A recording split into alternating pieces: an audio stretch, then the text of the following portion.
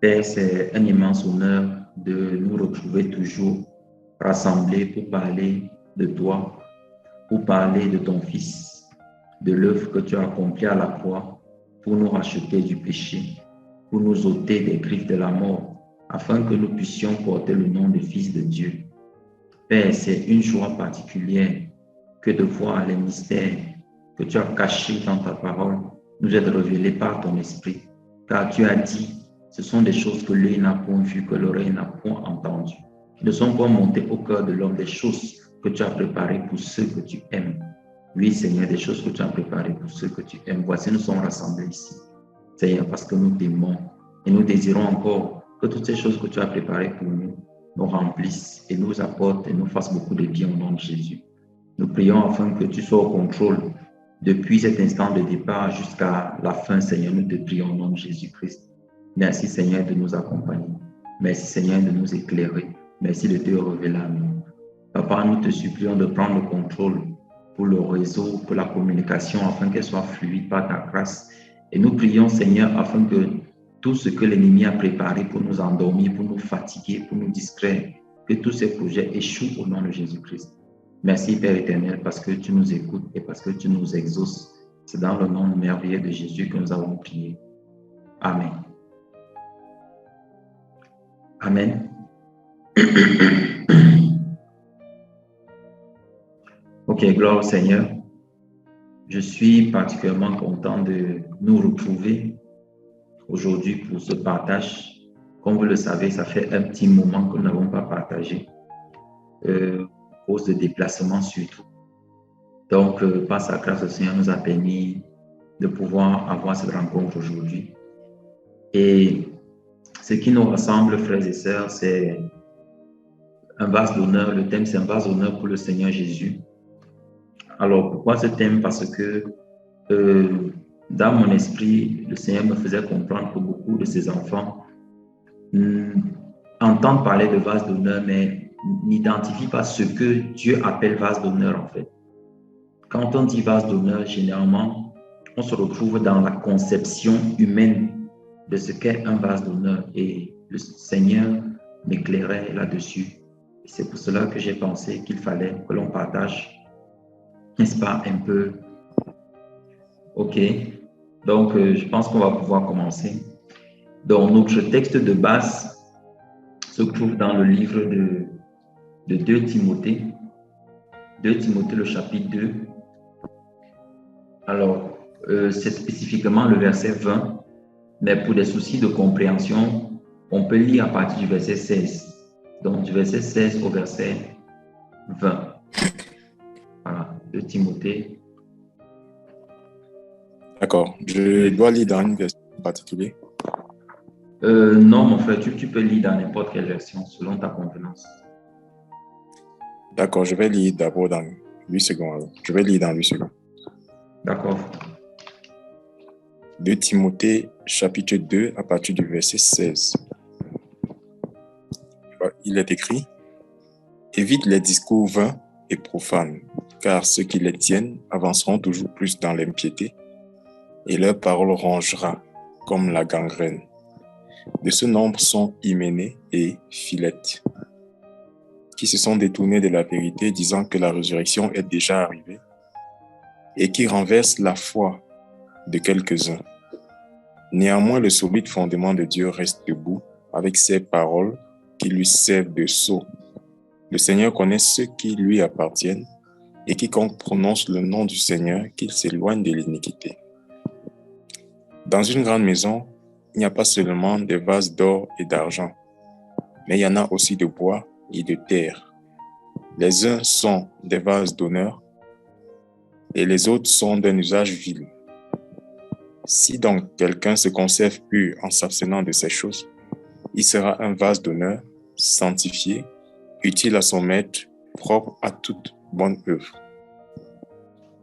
Fuis les passions de la jeunesse et recherche la justice, la foi, la charité, la paix, avec ceux qui invoquent le Seigneur d'un cœur pur.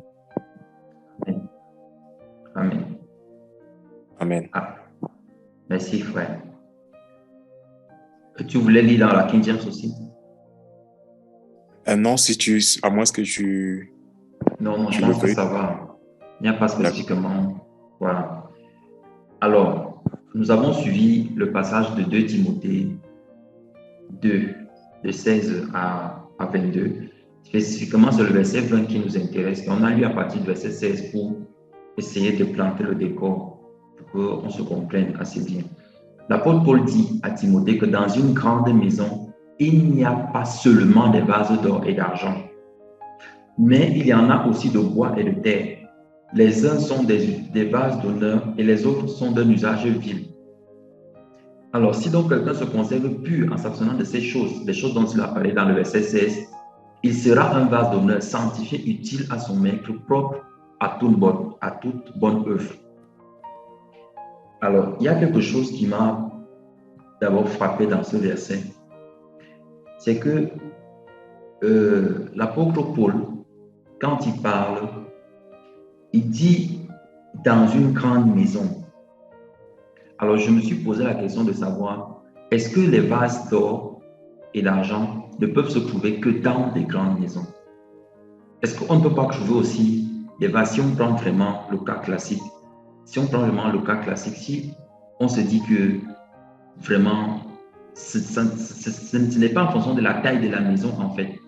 Voilà, ce n'est pas en fonction de la taille de la maison que on peut définir s'il y a un vase d'or à l'intérieur ou pas. On peut avoir des maisons à l'extérieur qui sont très simples, mais à l'intérieur avec une grande richesse. Alors, quand il précise grande maison, en fait, ici, mes frères et sœurs, c'est que ça revêt un sens hautement spirituel. Et cette grande maison, c'est la Jérusalem céleste. C'est la cité que le Père a préparée pour nous. C'est en fait le monde en Christ. C'est de cette maison dont il parle. Ici, maison est vraiment métaphorique en fait.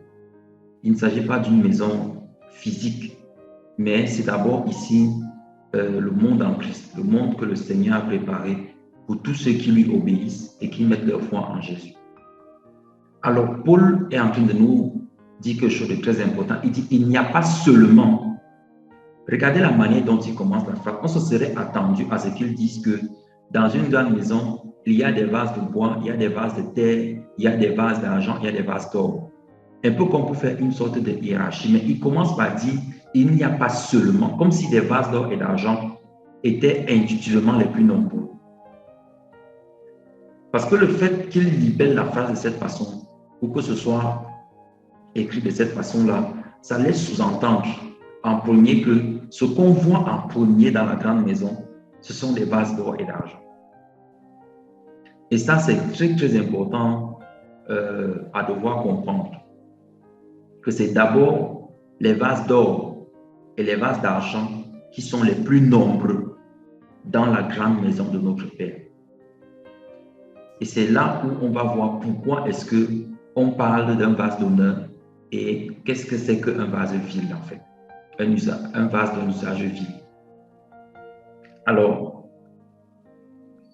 je nous invite à essayer d'abord de définir ce que c'est qu'un vase d'honneur et ce que c'est qu'un vase vil. C'est-à-dire sur le plan pratique humain, simplement. En fait, un vase d'honneur, c'est un vase qu'on utilise pour des grands événements, pour de grandes choses en fait. C'est un vase qui est mis à part, qui est consacré. Ici, je ne fais pas encore allusion à la forme métaphorique du vase. Je suis vraiment dans le sens premier du vase en fait. Donc, c'est quelque chose qui est utilisé à de grandes occasions, qui est réservé pour des événements très, très particuliers et qu'on utilise et qu'on ne sort que pour des invités de marque. Par exemple, il y a des personnes dans leur maison qui ont des cuillères en or, voilà, qui ont des cuillères en argent, des cuillères bien faites. Et ces personnes sortent ces cuillères pour des cérémonies très, très importantes. Contrairement, par exemple, aux cuillères en plastique ou voilà, les fourchettes un peu tordues qu'on utilise couramment, qu'on laisse pour les enfants. Donc ici, honneur veut surtout dire égard, respect, veut surtout dire consécration. Tandis que vil, en fait, veut dire quelque chose qui n'est pas utile.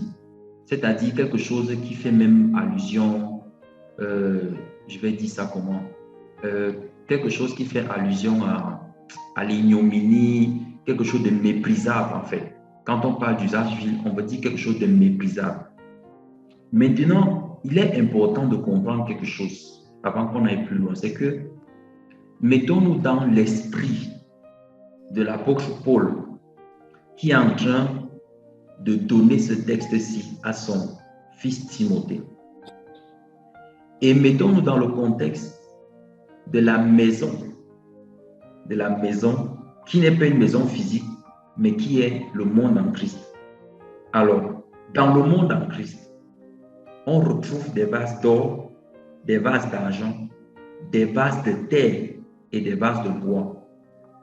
Et dans le monde en Christ, l'apôtre Paul nous dit que les vases de terre et de bois sont d'un usage vil, méprisable.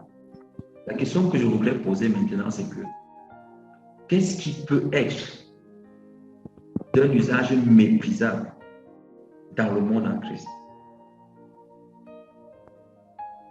Est-ce que vous ne voyez pas que ça crée un peu d'ambiguïté? Lorsque Jésus, s'adressant à ses disciples, parle de Jean-Baptiste, il dit, Jean-Baptiste, de tous ceux qui sont nés du ventre d'une femme, il est le plus grand. Mais dans le royaume des cieux, il est le plus petit. Donc, on pourrait quand même s'attendre à ce que les vases de terre et de bois, bien qu'ils ne soient pas certainement aussi mis à l'honneur que les vases d'or et d'argent, puissent quand même avoir une utilité avérée. Mais de là à dire que leur utilité est vile, moi, ça m'a beaucoup choqué. Et c'est là où j'ai commencé à me poser des questions sur qu'est-ce que veut dire vase de terre et qu'est-ce que veut réellement dire vase de bois. Et c'est ça qu'on va voir tout à l'heure. Mes frères et sœurs, peut-être comme moi, vous allez être aussi un peu choqués et vous allez vous rendre compte qu'il y a une profondeur immense que le Seigneur a cachée dans sa parole. Donc, on va commencer avec vase de terre. Mon frère, est-ce que tu peux ouvrir pour nous Lamentation? Non, tu peux ouvrir d'abord pour nous 2 Corinthiens 4, le verset 7. 2 Corinthiens 4, le verset 7.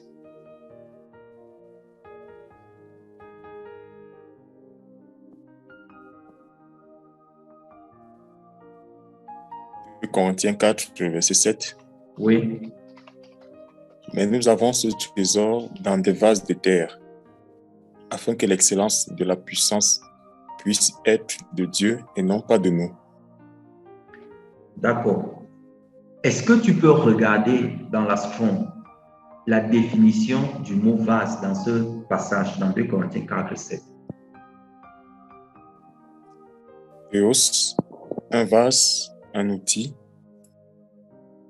au pluriel, ustensile. Oui, tu peux, oui, vas-y, tu peux regarder la 4e, je pense la 3e définition.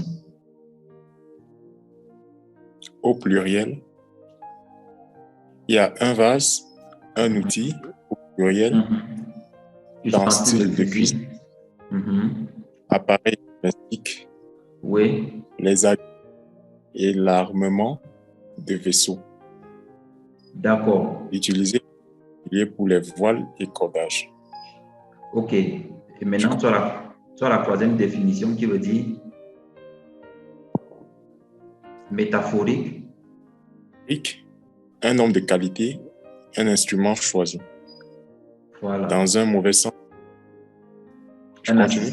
Oui. Un assistant dans l'accomplissement de mauvaises actions. D'accord. Donc, c'est une métaphore grecque commune pour désigner le corps. Voilà. Attardons-nous un peu sur le sens métaphorique de vase de terre qui est utilisé dans 2 Corinthiens 4, verset 7. Et vous allez constater que c'est le même mot qui est utilisé dans 2 Timothée 2, 20 que nous avons lu. C'est exactement le même mot. Donc, le mot qui est utilisé pour traduire vase de terre dans 2 Corinthiens 4, 7 est le même que dans 2 Timothée 2, 20. Et on dit dans le sens métaphorique que revêt ce mot-là, n'est-ce pas? On dit un homme de qualité, un instrument choisi. Comment est-ce qu'un homme de qualité peut être d'un usage vil? C'est là que ça m'a troublé en fait. On parle d'un homme de qualité. Si vous regardez le sens métaphorique, on dit premier sens c'est un vase, deuxième sens c'est un outil. Donc ça traduit déjà ici en fait la spécificité de l'instrument. Donc quand l'apôtre Paul utilise vase de terre ici, il parle d'un instrument. Et un instrument ne peut être valable que s'il est utilisé par quelqu'un. Sauf que dans le sens métaphorique. Donc, je parlais du sens métaphorique en fait, que revêt vase de terre qui est utilisé dans 2 Timothée 2,20 et dans 2 Corinthiens 4, le verset 7 que nous avons lu. Et donc, on dit qu'il y a un usage vil qui est réservé à ce vase-là. En même temps aussi, on nous dit que ce vase est également un choix en fait. Un choix en fait. Donc, un homme de qualité est revenu. Donc, regardez un peu le contraste. On nous dit en même temps que le mot qui est utilisé ici veut dire un homme de qualité. En même temps aussi, ça veut dire que cet homme de qualité est pour un usage vil. Comment est-ce qu'un homme de qualité, un instrument choisi, peut être d'un usage vil? En fait, pour bien comprendre ça, il faudrait qu'on regarde la traduction du mot terre aussi. Et là, on va bien comprendre. Si vous restez aussi dans 2 Corinthiens 4, 7, le mot terre, en fait, est traduit par ostrakinos, qui veut dire la faiblesse ou la fragilité. Donc, en fait, un vase de terre, c'est un vase qui est caractérisé par la fragilité. C'est un vase qui est caractérisé par la faiblesse. Mais cette faiblesse, c'est la faiblesse vis-à-vis de quoi? En fait, c'est la faiblesse vis-à-vis des œuvres de la chair. C'est ça un vase de terre. Donc, un vase de terre, c'est un instrument qui est choisi. C'est quelqu'un qui est choisi. C'est quelqu'un qui connaît le Seigneur. Oui, c'est quelqu'un qui connaît le Seigneur. Tous ces vases, en fait, sont des fils du royaume. Il n'y a pas un vase ici qui ne soit pas un fils du royaume. Tous ces vases ici sont des fils du royaume.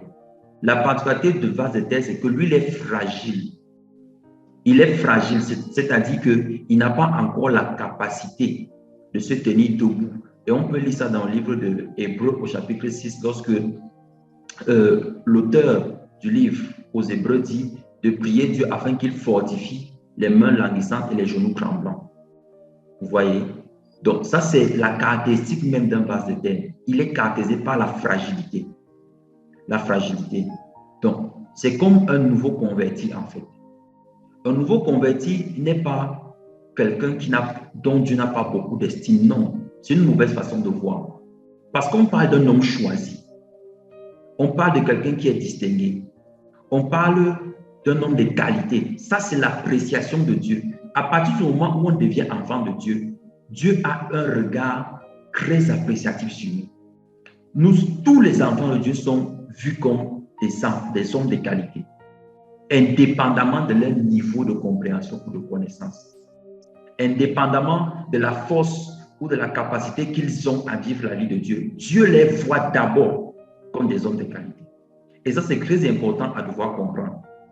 Parce que souvent, la plupart des frustrations dans le cœur des enfants de Dieu sont nées du fait qu'on leur a fait comprendre que tant qu'il n'est pas assis à une place spéciale en tant que bishop, bien quelque chose comme ça, vraiment, il ne sert à rien dans l'église.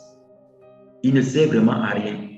On a vu des personnes quitter des assemblées parce qu'on leur a fait comprendre que quand Dieu te regarde, vraiment, Dieu a plus d'amour pour le pasteur qui prêche que pour toi qui es assis dans la foule. Parce que vraiment, tu ne produis rien, tu ne fais rien pour Dieu. On dit qu'il ne fait rien pour Dieu. Et pourtant, la personne a le sentiment qu'elle fait tout ce qu'il y a à faire. Mais qu'est-ce que les hommes définissent par faire pour Dieu? C'est de donner des responsabilités qu'on a classifiées comme ça dans ce qu'on appelle les églises maintenant. C'est de donner des responsabilités et de voir selon l'importance ou l'apport de telle action ou de tel acte, on décide de dire que voilà, tel est plus important que l'autre. Il y a aussi cette affaire de titre.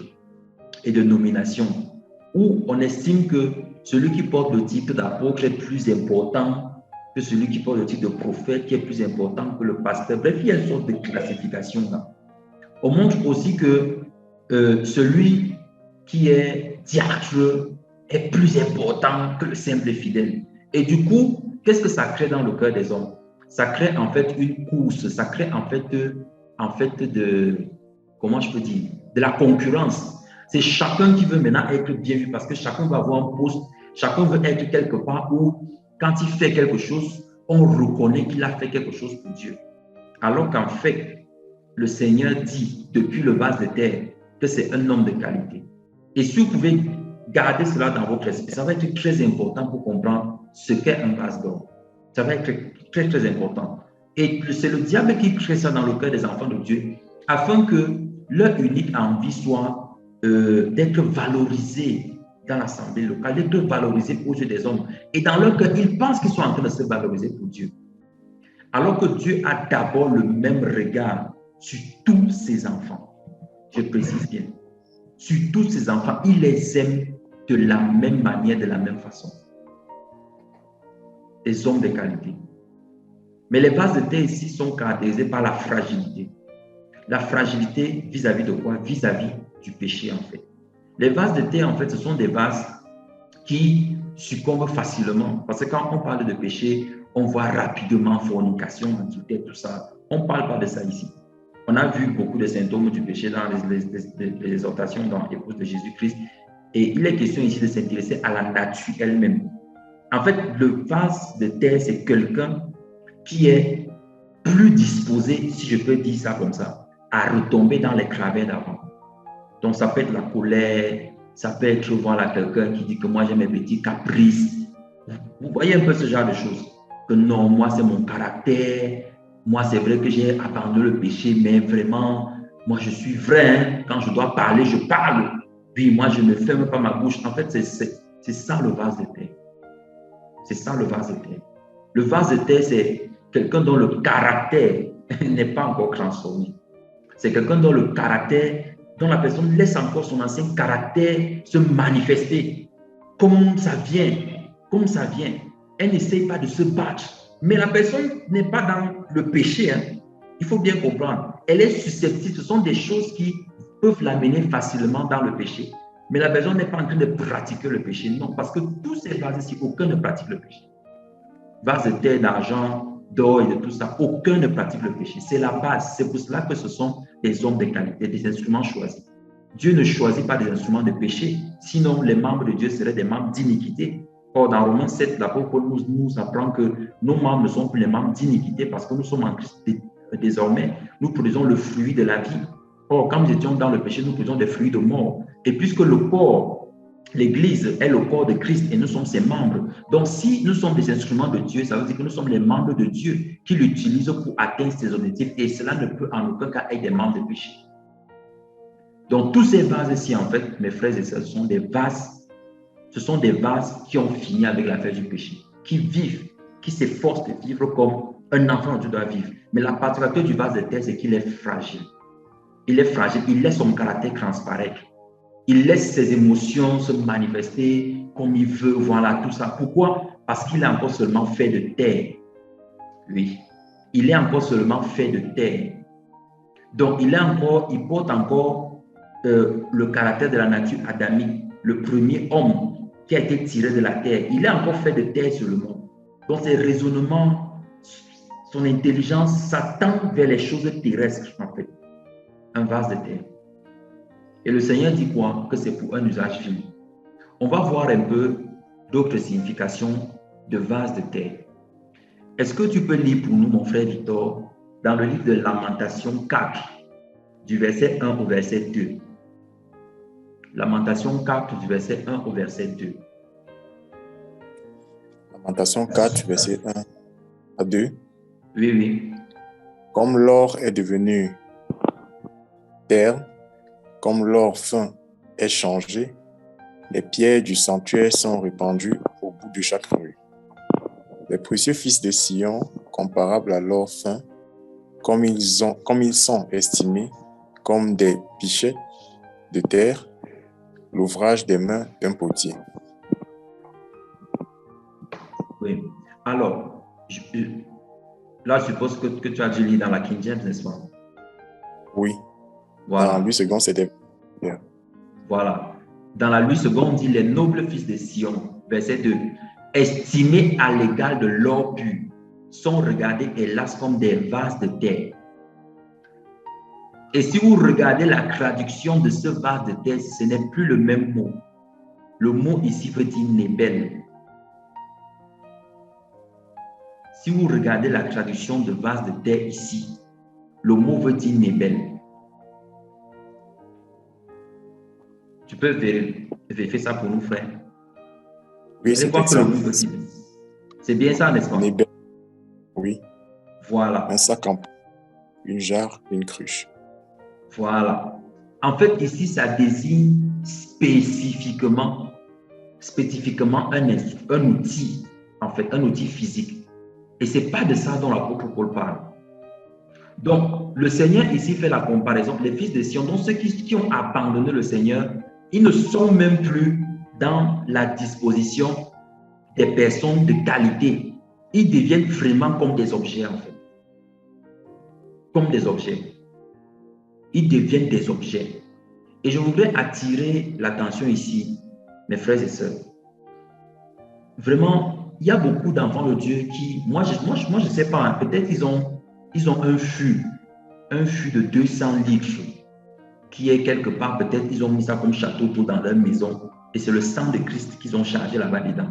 De telle sorte que quand ils pêchent, ils partent, ils ouvrent le robinet et puis voilà, ils disent que Seigneur, vraiment, pardonne-moi, tu as vu, j'ai fait mes efforts, tout ça.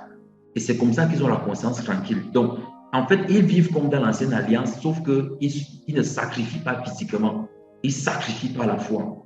Mes frères et sœurs, l'abandon de l'ancienne alliance voulait aussi dire l'abandon des méthodes et de la compréhension que nous avions acquise de la manière de nous rendre purs et saints.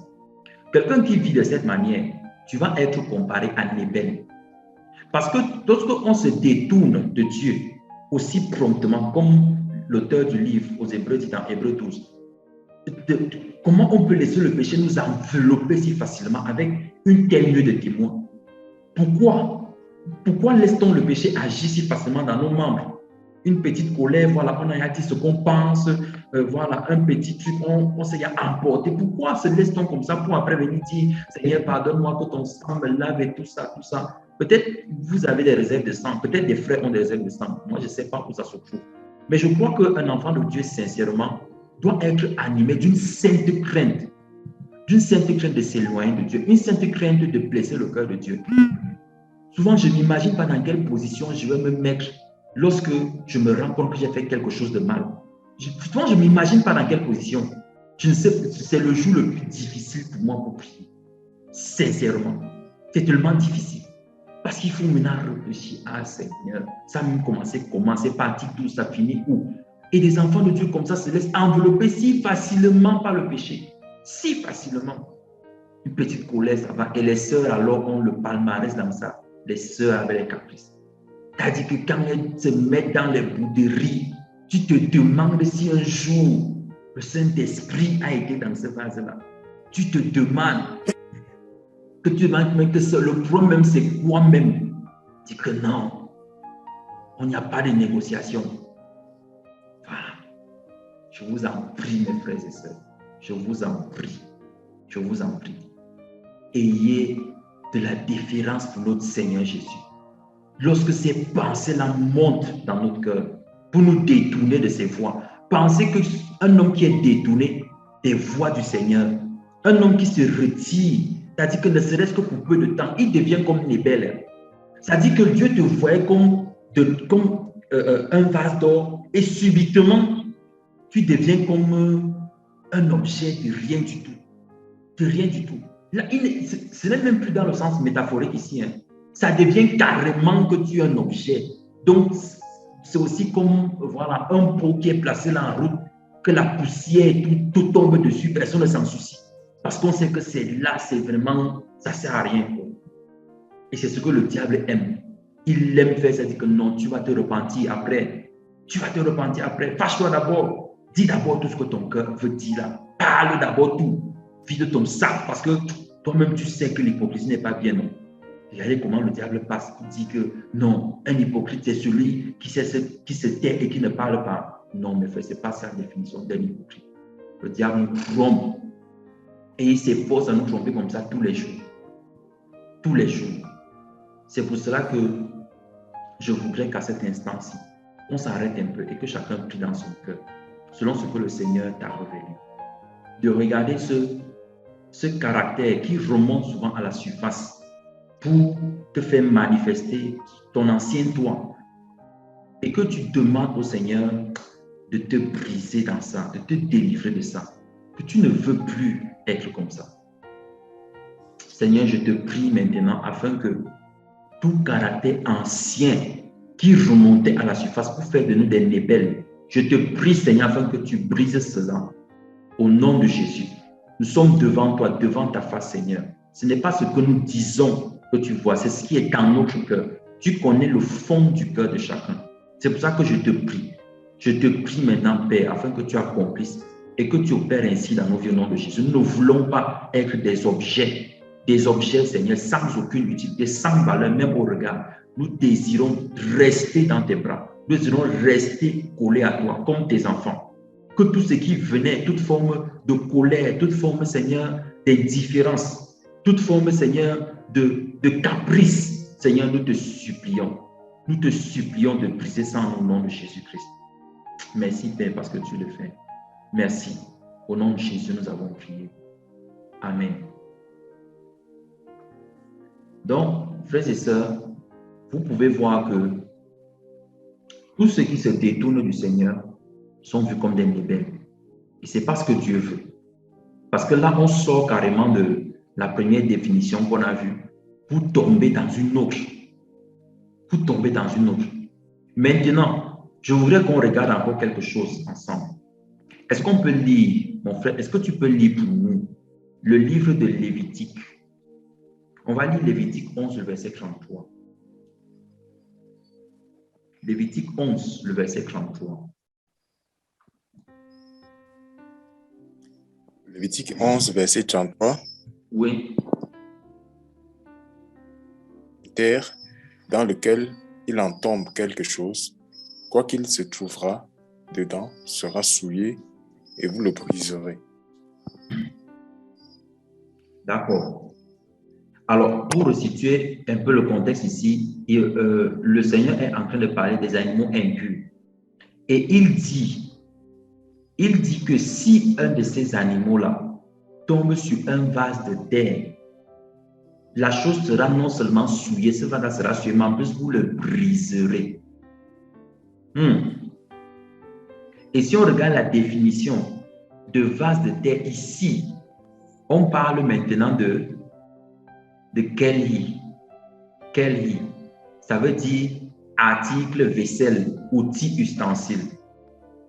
Donc ici, on voit que ça revêt maintenant le sens de quelque chose qui est utilisé de manière mondaine, de manière courante. Pourquoi est-ce que Dieu n'a pas permis que des choses souillées tombent sur le vase de terre qui est décrit dans 2 Timothée 2:20? Parce que de la même manière que Paul nous a fait comprendre qu'il est crucifié vis-à-vis du monde, le monde aussi est crucifié vis-à-vis de lui. Est-ce que vous savez que quand on devient enfant de Dieu, on a beau dire que le diable tente tout ça, est-ce que vous savez ce qui se passe réellement sur le plan spirituel?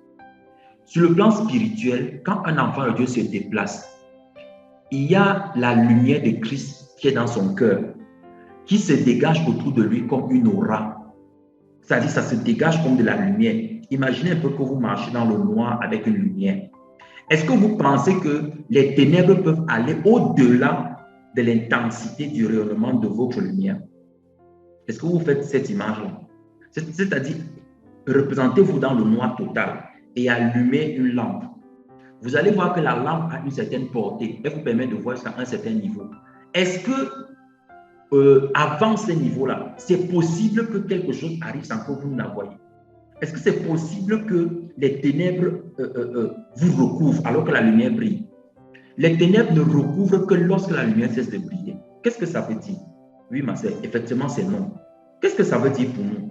Ça veut dire que pour qu'une chose impure se dépose sur quelqu'un, il faut que cette personne, non seulement ne soit plus Nébel, mais qu'elle soit Kelly.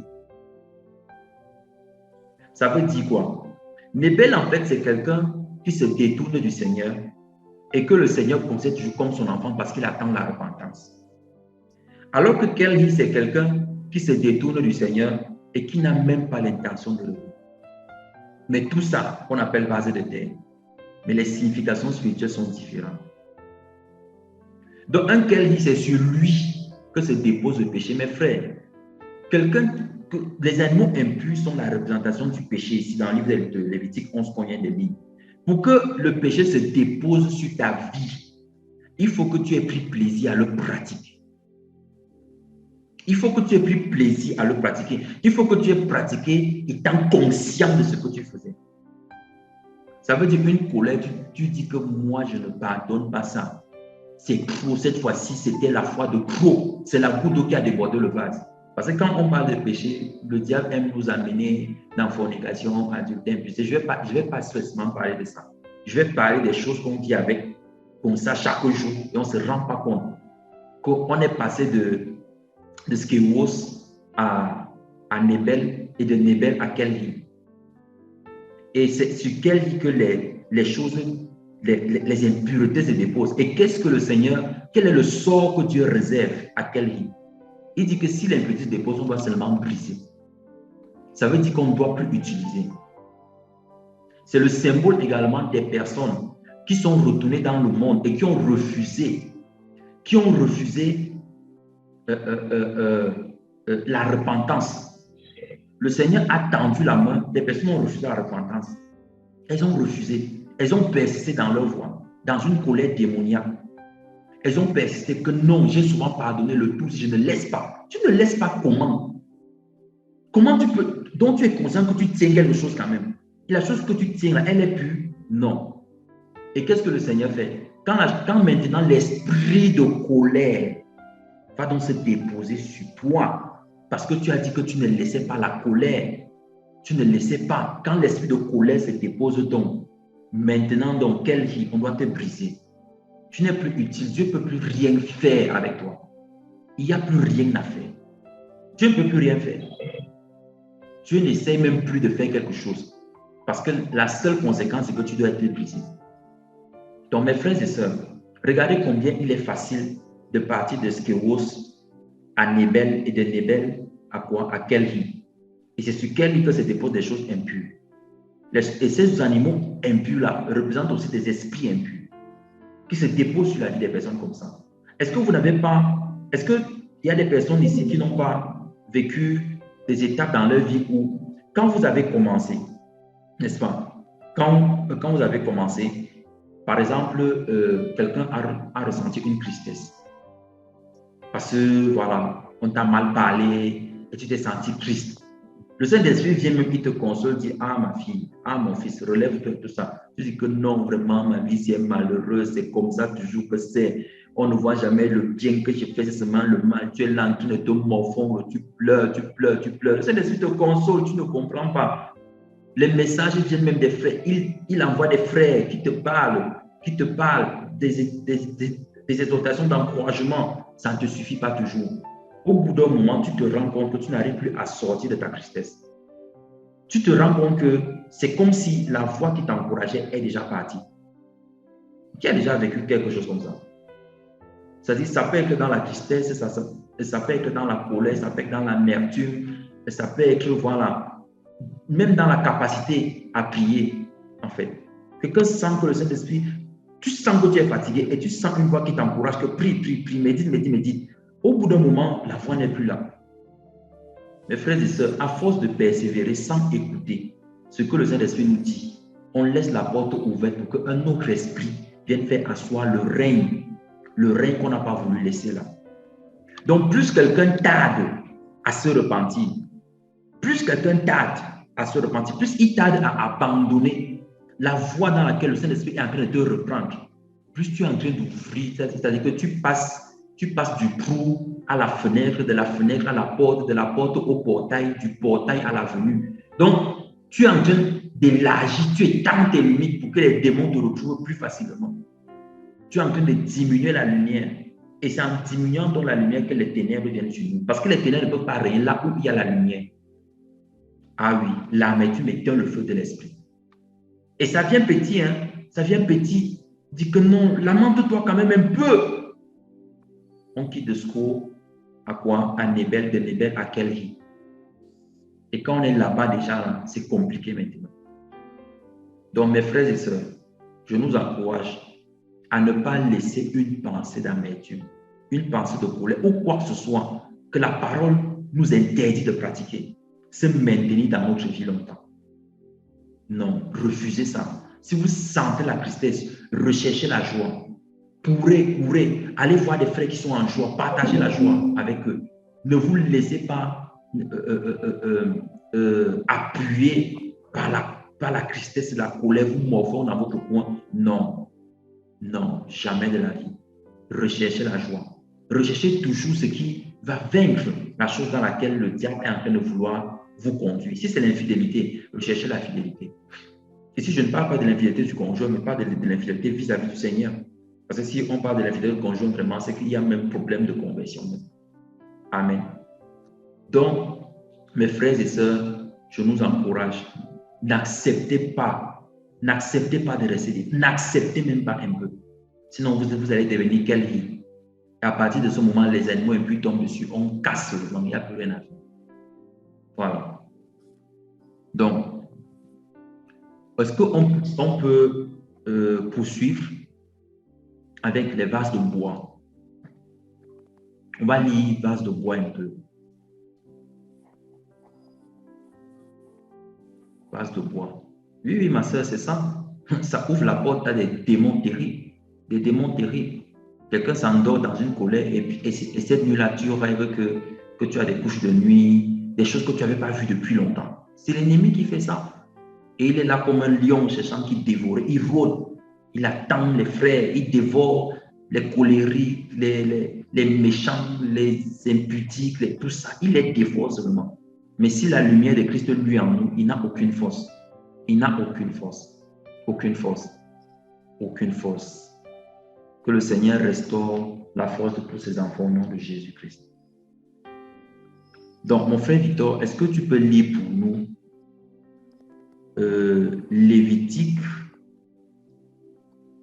Nous sommes dans Lévitique chapitre 15, du verset 12 au verset 13. Lévitique chapitre 15, verset 12 à 13. Oui. Et le récipient de terre que celui qui a un écoulement aura touché sera cassé, et tout récipient de bois qui sera lavé dans l'eau. Et quand celui qui a un écoulement sera purifié de son écoulement, alors il comptera 7 jours pour sa purification, et il lavera ses vêtements et baignera sa chair dans de l'eau courante, il sera net. Amen. Alors, le Seigneur nous dit que, dans sa loi, que celui qui est victime d'un écoulement, ici on parle de la gonorrhée, c'est-à-dire que c'est en fait le signe de l'impudicité, c'est le symbole en fait de l'impureté. Et si il est en contact avec un vase de terre, quel rit, ce vase-là sera brisé. Mais s'il est en contact avec un vase de bois, qu'est-ce que le Seigneur dit? Il dit, on lavera le vase de bois avec de l'eau. On lavera le vase de bois avec de l'eau. Qu'est-ce que ça veut dire pour nos frères? Le vase de bois ici, en fait, c'est ce que l'apôtre Paul décrit dans Galates 4, le verset 1. Quand il parle de l'héritier qui a encore un enfant. Tout héritier qui garde le caractère d'enfant est un vase de bois. Oui, un vase de bois. On va lire ça, Galates 4, 1. Je vais lire. Hein. Donc, Galates chapitre 4, verset 1. Aussi longtemps que l'héritier est enfant, je dis qu'il ne diffère en rien d'un esclave, quoi qu'il soit le maître de tout. Alors, l'enfant ici est caractérisé par sa manière de penser et de réfléchir, et aussi par sa manière d'agir. Ça veut dire que la différence entre le vase de terre et le vase de bois, c'est que le vase de bois manque de discernement ou de sagesse. Ça dit, ce n'est pas quelqu'un dont les habitudes de la chair, parce qu'on l'appelle d'abord héritier. C'est-à-dire que le caractère d'avant ne ressurgit plus. Mais c'est quelqu'un qui manque de discernement dans les voies du Seigneur. Et quand on manque de discernement dans les voies du Seigneur, en fait, on est comme un esclave. On est encore comme un esclave. Parce que le manque de discernement va faire que quelqu'un va vouloir intervenir avec un cœur bon même pour faire quelque chose de bien, mais ça va se retourner en mal. Le résultat sera mauvais. Par exemple, quelqu'un vient pour conseiller deux frères. Et en conseillant les deux frères, maladroitement, il se retrouve en train de dire au deuxième frère ce que l'un a dit de lui en mal, par exemple. Ou du moins quelque chose qui n'est pas trop agréable à entendre. En fait, c'est un enfant. C'est un vase de bois. C'est une très grosse erreur qu'il a faite. Il ne l'a pas faite parce qu'il a un cœur mauvais, mais il l'a faite parce qu'il manque de discernement. Il y a d'autres personnes à qui le Seigneur dit, ne parle pas maintenant. Tu veux dire quelque chose qui est bien, une parole qui édifie. Le Seigneur te dit, ne dis rien. Et toi, tu dis quand même la parole là. Tu dis que vraiment, frère, que le Seigneur te fortifie, qu'il t'encourage, alors que la personne est sous la correction de Dieu. Est-ce que vous savez que quand quelqu'un est corrigé par Dieu et qu'on vient dire que le Seigneur te fortifie, on est en train de pécher contre Dieu? Oui, parce qu'on est en train de dire que vraiment, Dieu là aussi, comment il est méchant comme ça, il est trop dur, hein? Lui aussi ne comprend pas. En tout cas, sois fortifié, mon frère. Avant de dire les sois fortifiés, il faut souvent vous rassurer que la personne que vous êtes en train de fortifier est vraiment dans l'épreuve et n'est pas en train d'être appesantie sous la main puissante de Dieu. Rassurez-vous souvent de ça. Ça, c'est le manque de discernement. C'est un vase de bois. Et c'est très important de comprendre que un vase de bois, lorsque quelque chose de mal lui arrive, le Seigneur dit lavez-le seulement, ne le cassez pas, parce qu'il n'est pas quelqu'un. Il ne s'est pas érigé contre Dieu. Il a fait quelque chose de maladroit. C'est comme un enfant qui court avec le verre et qui casse le verre. Quand le verre se casse, vraiment, toi en tant que papa, si tu prends ça, tu commences à fesser seulement. C'est que vraiment, moi, je ne sais pas comment te qualifier. Tu vois un enfant qui courait pour te donner le verre et le verre s'est cassé. Tu vas le gronder que oui, mais qu'est-ce que tu as fait comme ça? Ne cours plus avec le verre, mais tu ne vas pas taper sur lui parce que c'était né d'une bonne action. C'était né d'une bonne action. Donc, c'est ce que Dieu fait. Dieu se rend compte que le vase de bois manque de discernement. C'est pour cela que constamment, il le délivre. Et beaucoup se disent souvent que comme ils ont eu des happy ends dans les affaires là, c'est que Dieu était avec eux, Dieu les encourage dans ça. Non, mes frères, non. On peut venir pour résoudre un problème, on crée plus de difficultés encore que dans la résolution du problème. Et on dit que c'est la volonté de Dieu, ce n'est pas la volonté de Dieu. Dieu ne vient pas résoudre les problèmes et il crée encore plus de problèmes. Tant que l'héritier demeure un enfant, il ne diffère pas d'un esclave. Donc, il ne va pas différer d'un insensé à certains moments. Il ne va pas différer de l'insensé. Il va faire des choses où on va se dire que, ah, toi aussi, frère, comment toi aussi tu as pu dire ça? Comment toi aussi tu as pu faire comme ça? Tout simplement pourquoi? Parce qu'il n'a pas respecté les temps et les saisons de Dieu. De vase de bois. Mais le Seigneur le délivre par quoi? Par l'eau, qui est l'image ici de la parole. C'est pour ça que généralement, pour grandir en fait, pour qu'un vase de bois croisse, pour qu'un enfant de Dieu grandisse, il faut qu'il lise beaucoup la parole. Et il ne doit pas la lire dans le sens de je cherche la connaissance pour que je puisse être le meilleur discuteur de la parole. Donc, je vais fermer la bouche à tout le monde. Non, ce sont des motifs impurs. Ça veut dire que l'eau que tu es en train d'utiliser est une eau sale en fait. Elle n'est pas sale de nature, mais elle est sale à cause de l'utilisation que tu en fais. Mais quelqu'un qui lit la parole de Dieu pour dire que mais Salomon avait la sagesse, pour utiliser sa sagesse comment? pour rechercher des solutions pour le peuple de Dieu. C'est cette personne-là qui est un vase de bois qui est constamment lavé par de l'eau. Quel que soit ce qui va t'arriver, tu vas te rendre compte qu'à la fin, tu as toujours la victoire entre guillemets. Tu as toujours le résultat final. C'est-à-dire, à la fin, on va se dire, non, mais le frère ici, il voulait quand même faire ça. Il voulait apporter ceci. À la fin, on va reconnaître, bien que c'est créé des dégâts, mais on va reconnaître à la fin. Pourquoi? Parce que tes motifs sont purs. C'est pour cela que, frères et sœurs, pour avoir la vraie sagesse, nous devons constamment méditer les Écritures. Je vous en prie. Ne négligeons pas la méditation des Écritures et ne méditons pas les Écritures en fonction des autres. C'est-à-dire que tel frère m'a dit qu'il a bien fini le livre d'Apocalypse, il m'a sorti 5 révélations. Seigneur, moi, si je veux 7 révélations maintenant, la perfection même une fois. On fait même 7 fois 7 même, on multiplie ça comme ça. 49 une fois, donc on finit le tableau. Non, ce n'est pas ce que le Seigneur demande. Ce n'est pas la concurrence. On a vu ça depuis le vase de terre, on a dépassé le statut de ça. Donc, frères et sœurs, c'est vraiment et véritablement important de reconnaître que on a besoin de grandir en sagesse. C'est très important. Ne négligeons pas cet aspect-là. On est sauvés, c'est vrai. Nous sommes des hommes de qualité, des instruments choisis par Dieu, mais on a besoin d'avoir la sagesse. On a besoin de savoir comment parler aux frères.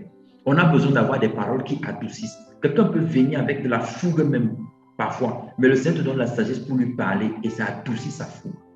Alors que si tu es un vase de bois seulement, quand il va venir comme ça, dire, ah, dis donc, il me parle même d'abord comme ça, pourquoi? Est-ce que moi je voulais faire mal? Lui ne comprend pas quoi. Vous vous enflammez là. Et comme le fait aiguise le fait, on sort seulement à Canal 2 que 2 frères se sont déchirés les habits, alors que ça a commencé sur rien du tout. Pourquoi? Parce qu'il a manqué des paroles de douceur. Donc, frères et sœurs, nous devons grandir en sagesse.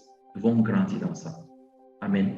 Pour ne plus être des vases de bois. Et remarquez que la particularité du bois aussi, c'est qu'il est rigide. Le bois ne change pas de forme. Donc, si le bois cogne sur quelqu'un, c'est la personne qui a mal en fait. Vous vous imaginez ça, un vase de bois qui tombe sur votre tête. Ça vous fait très mal. Ça va faire très mal. Et souvent, c'est cette rigidité-là que le Seigneur ne veut pas. Le Seigneur veut une souplesse. Le Seigneur veut qu'on conserve une flexibilité vis-à-vis de nos bien-aimés, de nos frères. La flexibilité ne veut pas dire la tolérance. Dieu n'est pas tolérant, Dieu est patient. C'est 2 choses différentes. La tolérance, c'est qu'on fait avec, on va faire comment. Alors que la patience, c'est que je n'accepte pas ça, mais je te donne le temps de changer. C'est 2 choses différentes. Donc, un vase de bois, généralement, il est intransigeant. Vous avez vu le genre de frère là? C'est-à-dire que lui, vraiment, il a la machette à la main. Il est là comme le Sanégrin. Dès que tu fais quelque chose qui est déplacé, frère, t'as déjà pris dans les remarques, dans les machins. Ce sont les vases de bois, mes frères. Ce sont les vases de bois qui font comme ça. Les vases de bois. Ils n'aiment pas voir un truc qui est un peu penché, un peu, non, un peu tordu là. Dès qu'il voit un petit, il va parler. Frère, on ne parle pas tout. Il y a des choses que c'est que tais-toi ici là. Il y a des fois, les enfants cassent les verres à la maison. Toi, tu sens que l'esprit dit que tais-toi sur la fesse, il ne dit rien. Tu te lèves là pour dire, ah, mes verres finissent ici à la maison. Tu es dans la désobéissance. Vase de bois. Arrête d'être rigide. Alléluia. Le Seigneur ne veut pas de ça pour nous. Non, il ne veut pas de ça pour nous. Donc, frères et sœurs, je propose qu'on continue avec vase d'argent et vase d'or. Alors,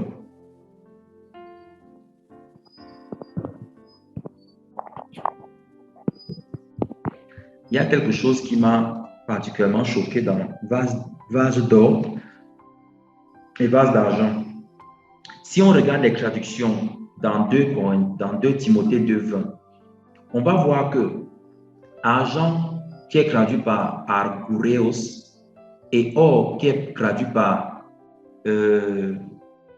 courseos, en fait signifie dans les deux cas, que c'est quelque chose qui recouvre une autre chose.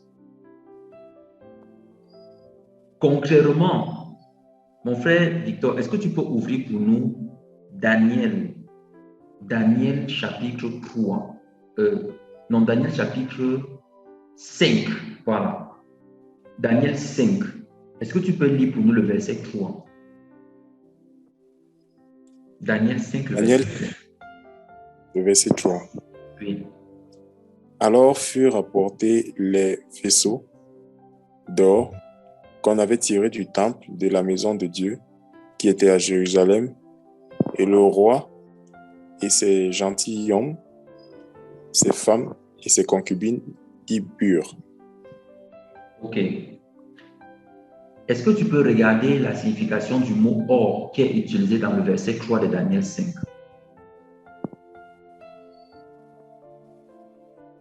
Le mot c'est Dehab. Dehab. Et tu vois que la traduction c'est or tout court, n'est-ce pas? Oui. Voilà. Maintenant, allons regarder la traduction du mot or qui est dans 2 Timothée 2:20. Vous allez voir quelque chose de choquant, je vous assure.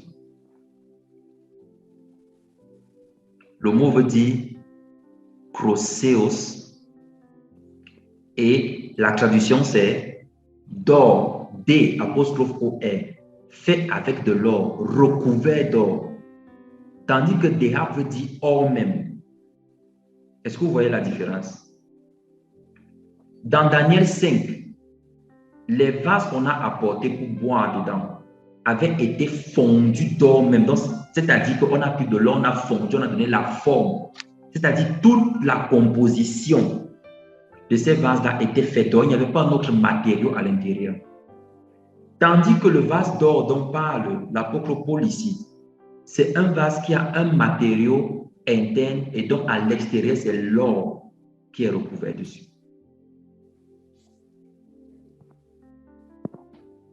Ça fait une très grande différence. La grande différence, c'est que, mes frères et sœurs dans le Seigneur, l'or ici qui est le signe de la royauté, qui est le signe de Jésus-Christ. La royauté de Jésus vient nous recouvrir, mais nous devons demeurer conscients de notre fragilité et de notre faiblesse. C'est cela dont l'apôtre Paul parle dans 2 Corinthiens 4 que nous avons lu. Il dit, nous portons ce trésor dans des vases de terre. Nous portons le trésor, l'Esprit de Dieu, mais dans des vases de terre, de telle sorte que ce soit plutôt la force de Christ qui soit visible, la royauté de Christ qui soit manifestée. Donc les enfants de Dieu qui essaient de devenir eux-mêmes Dieu, qu'ils soient remplis d'or, c'est-à-dire qu'ils veulent se débarrasser de la nature terre en eux. Cette nature terre, c'est la nature fragile. Ils veulent être ceux qui maîtrisent leur vie, qui contrôlent leur vie et qui disent qu'ils sont capables de faire ceci. Ils ont beaucoup de zèle, souvent. Beaucoup de zèle. Ces enfants-là, ils sont en train de devenir des Dehab. Ce n'est pas ce que Dieu demande. Ce n'est pas le vase d'or là que Dieu utilise. Dieu n'utilise pas les Dehab. Les Dehab sont des ustensiles faits d'or. Dieu ne les utilise pas. Dieu utilise des kroseos. Dieu n'utilise pas des Dehab. Dieu nous recouvre par le manteau de Christ. Et on peut lire ça dans Philippiens 2. On va le lire tout à l'heure. Christ vient pour nous recouvrir. Pourquoi? Parce que si on n'est pas conscient de notre faiblesse, si on n'est pas conscient que, là je ne parle plus de la faiblesse du péché, mais de notre incapacité à faire les choses de Dieu par nous-mêmes, si on n'est pas conscient de ça, on est en train de se retirer, de se détourner, de se séparer de la grâce. C'est pour cela que plusieurs personnes commencent souvent le ministère de Christ et après se retrouvent dans l'orgueil. Pourquoi? Parce qu'ils ont voulu devenir des Dehab. Parce que lorsque le Seigneur a commencé à les utiliser, elles ont oublié que l'or est venu pour recouvrir quoi? L'or est venu pour recouvrir le vase qui était de terre ou d'argent ou de bois. L'or et l'argent sont venus pour recouvrir en fait. C'est de ça qu'il s'agit. L'or recouvre. On ne devient pas l'or, c'est-à-dire on ne devient pas Christ, on ne devient pas notre Seigneur. Non, on ne devient pas Christ. Et devenir Christ, ça veut dire quoi? Ça veut dire que les hommes commencent à t'idolâtrer. Quand tu parles, plus personne ne parle. C'est-à-dire dès que le bishop a dit le mot de fin là, même si tu dis que mais, papa, moi je pense que je voulais dire, c'est-à-dire que le regard qu'on te sort d'abord, quand tu comprends que si tu continues dans ta question, le feu va descendre du ciel. Oui, le feu va descendre du ciel. C'est ça les Dehab. Des personnes qui ont oublié que le Saint-Esprit n'a pas d'âge et que le Saint-Esprit peut utiliser même un jeune dans la foi pour te parler, toi qui as 60 ans d'expérience. Ces personnes ont oublié ça. Elles sont devenues Dehab. Elles sont devenues quoi? Dehab. Elles sont devenues l'homme même. C'est-à-dire qu'il n'y a plus rien à dire dans leur vie. Tout est bon, c'est OK. Il n'y a plus aucun reproche, rien. Quand tu dis même, te dis que non, frère, tu vois, il faut grandir encore dans la sagesse. Hein, parce que ce que tu dis même là, voilà, tu vois, c'est que j'étais dans un truc avec. Il ne reconnaît jamais qu'il y a quelque chose qui peut corriger dans sa vie. Dehab, tu es devenu l'homme même. C'est-à-dire que tu n'as plus besoin de Christ en fait. Donc, prends Christ, on met de côté, c'est bon. Toi, tu es là, c'est toi-même qu'on adore maintenant. C'est toi qui recouvres les autres. Ta grâce maintenant se dépose sur la vie des fidèles. Ta grâce se dépose sur la vie de tes enfants. Ta grâce se dépose sur la vie de ton époux ou bien de ton épouse. C'est toi qui déposes maintenant la grâce. C'est toi qui libères l'onction, comme mon frère Renaud aime souvent dire. Tu libères maintenant l'onction. C'est toi qui libères. Ce n'est plus le Saint-Esprit. Hein. C'est Christ, c'est toi-même qui libères l'onction. Dehab, tu libères l'onction. Tu deviens maintenant l'incarnation même de la divinité. C'est-à-dire, il y a le Père, le Fils et l'Esprit, et il y a toi à côté là. C'est-à-dire, ton trône est à côté. Parce que tu ne prends pas le trône, tu es à côté, juste à côté. Le trône le plus proche de Dieu, c'est ton trône. Quand tu as parlé, il n'y a plus rien à dire. Quand tu t'assois pour que tu dis que tu prends conseil, machin, tu viens avec ton idée arrêtée. Tu n'écoutes pas. Mes frères et sœurs, Dehab.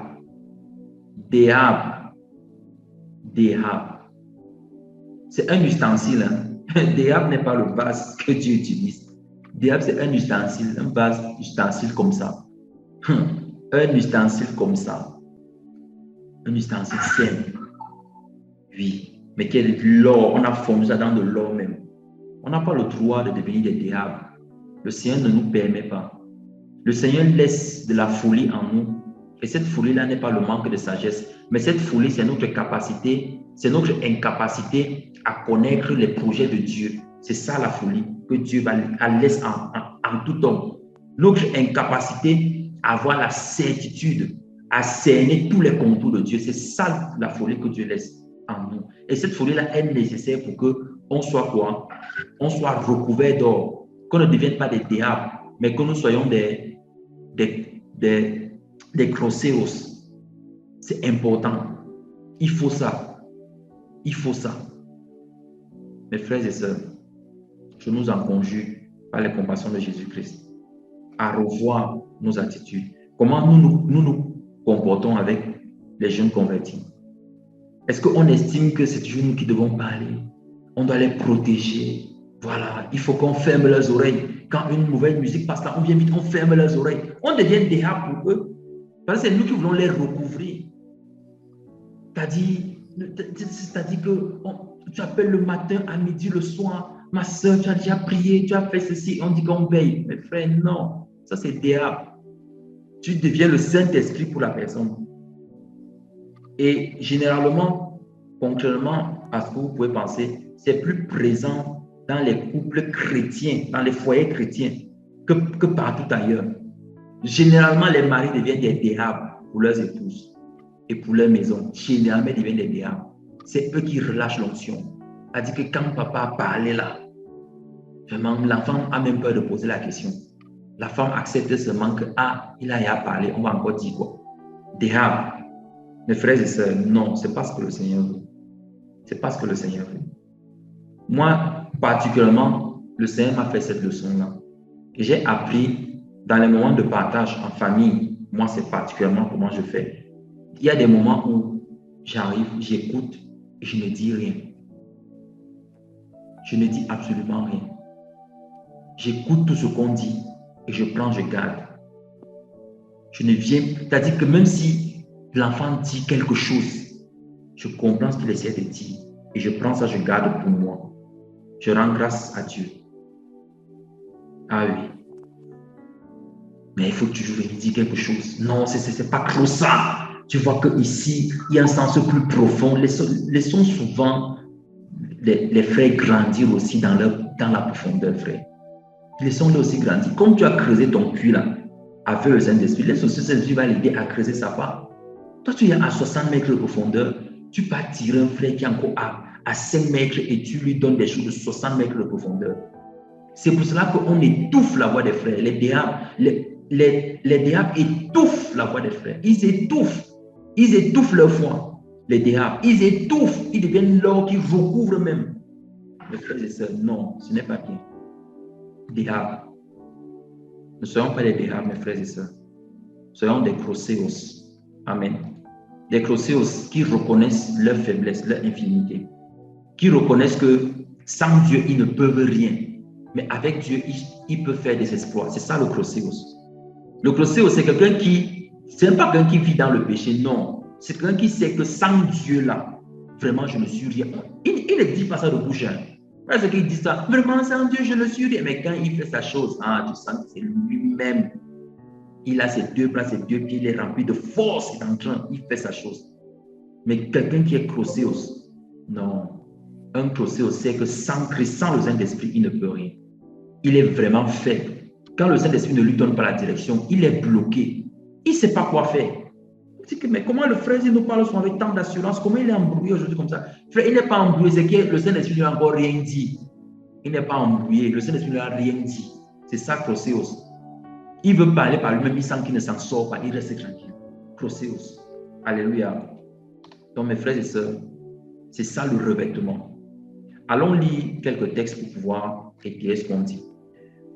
Est-ce que tu peux lire pour nous, mon frère Victor, Hébreux 9, le verset 4? Vous allez voir ce que Croséos fait. Dans Hébreux 9, 4. Hébreux 9, le verset 4. Oui. Ayant un ascensoir d'or et l'arche de l'alliance entièrement couvert d'or, tout autour, dans laquelle était la cruche d'or, où était la manne, et la verge d'Aaron qui avait fleuri, et les tables de l'alliance. D'accord. Alors, est-ce que vous voyez ce que le vase d'or contenait? Le vase d'or contenait la manne. L'autel d'or renfermait les parfums. Regardez toutes les fonctions de Croséos. Croséos servait à élever des parfums, renfermer les parfums de Dieu. Or, le parfum, c'est la bonne santé, c'est la bonne odeur. Une vie que Dieu agrée, c'est une vie d'adoration. Donc, ce sont les Croséos qui adorent Dieu, en vérité, en esprit. Les vases d'or. Ils sont recouverts de la royauté de Christ. Mais à l'intérieur, ils savent qu'ils sont faibles. Et que s'ils arrivent à adorer Dieu, c'est seulement par le Saint-Esprit. Les Croséos ont également la capacité de garder la manne. La manne qui est l'image de quoi? Qui est l'image du pain de vie, qui était les prémices, la préfiguration du pain de vie qui devait descendre du ciel. Les Croséos gardent Christ. Vous voyez des frères en 5, 10, 15 ans de foi. Vous vous rendez compte qu'ils ne regrettent jamais. Ils avancent toujours plus dans l'amour. Ce sont des Croséos. Oui. Pourquoi? Parce qu'ils gardent la manne. Ils préservent. La manne est conservée. Est-ce que vous savez que l'or est un bon isolant? C'est-à-dire que si tu gardes quelque chose dans de l'or, l'or conduit très peu la chaleur et le froid. Ça veut dire que la température ambiante que l'or conserve est quasi idéale. Et ça dépend de la pureté de l'or, du niveau de pureté de l'or. Donc, plus l'or est pur, moins l'or conduit la chaleur. Ça veut dire que si la manne est conservée, si elle a pu se conserver aussi longtemps dans ce vase d'or-là, c'est parce que ce vase-là a les caractéristiques de Croséos.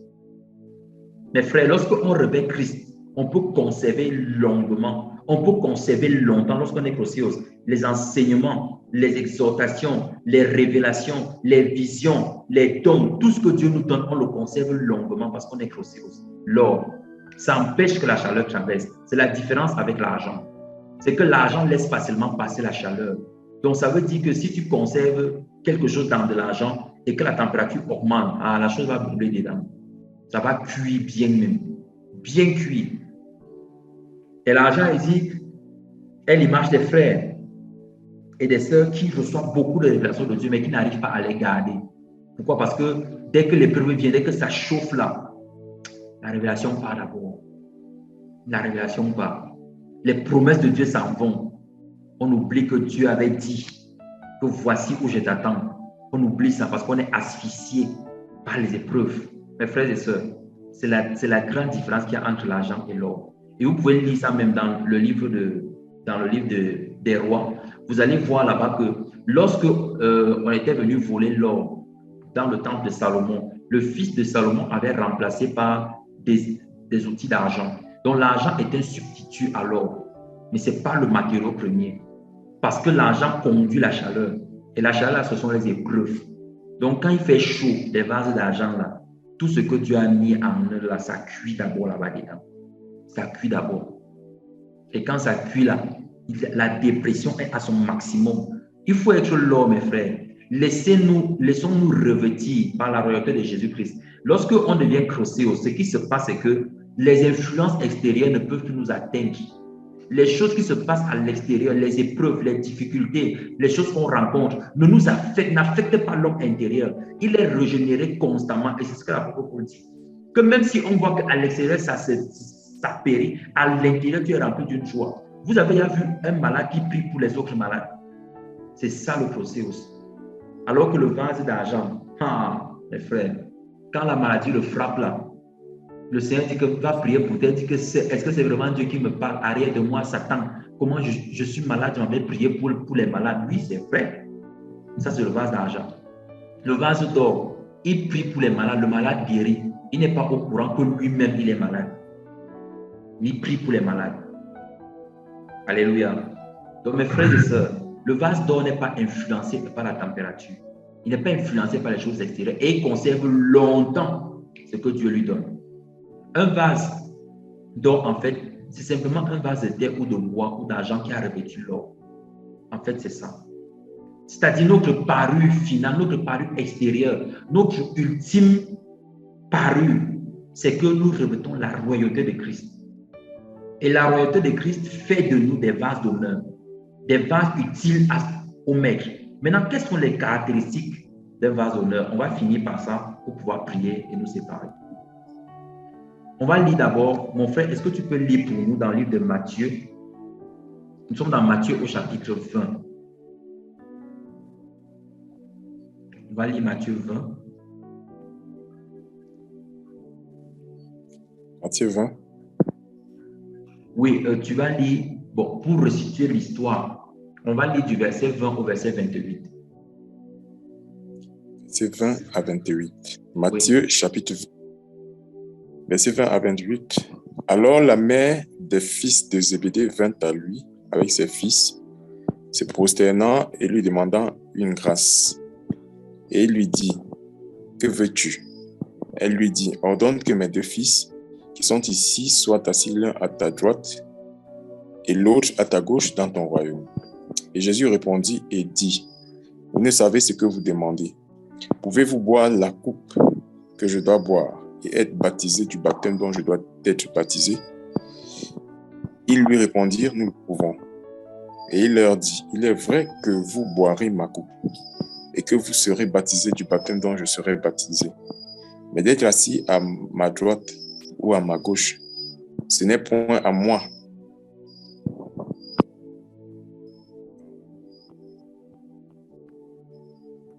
Ce n'est point à moi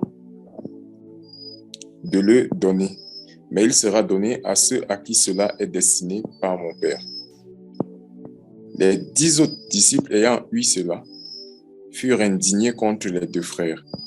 Mais Jésus les ayant appelés leur dit, vous savez que les princes des nations les maîtrisent et que les grands usent d'autorité sur elles. Mais il n'en sera pas ainsi. Au contraire, quiconque voudra être grand entre vous, qu'il soit votre serviteur. Et quiconque voudra être le premier entre vous, qu'il soit votre serviteur.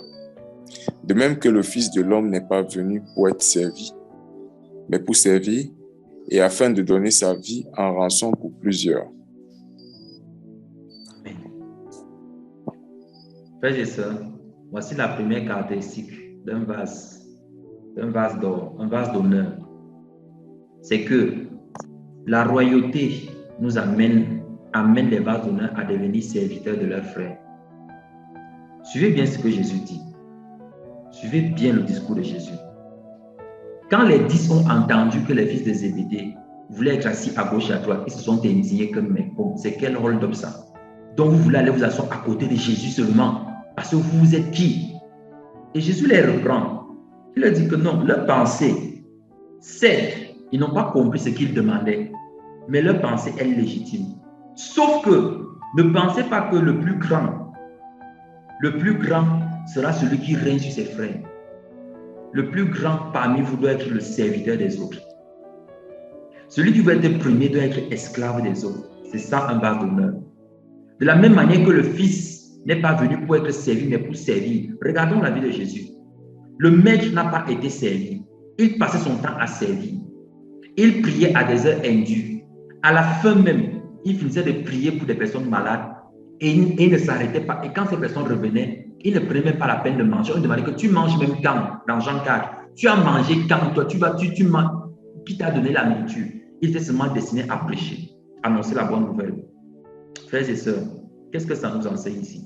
Ça nous enseigne quelque chose de très important. Ce qu'il faut comprendre en premier d'abord, c'est que si nous sommes des rois, si nous avons revêtu la royauté de Christ, si nous sommes des crocéos, des vases d'or, des vases d'honneur qui sont utiles à notre Seigneur, nous devons être les serviteurs de tout le monde. Et je suis souvent choqué de voir cette image-là où, quand on sert la nourriture, par exemple, je vais prendre même des choses basiques. On sert la nourriture, par exemple, et on prend d'abord la part du lion. Le lion, on met ça de côté. On dit que ça, c'est pour les serviteurs de Dieu. C'est donc, c'est-à-dire qu'on met d'abord que c'est eux-là. Est-ce que vous savez qu'en faisant comme ça, ils sont même des vases de terre même. C'est-à-dire qu'ils ne sont même pas à côté des vases. Ils sont à usage vil.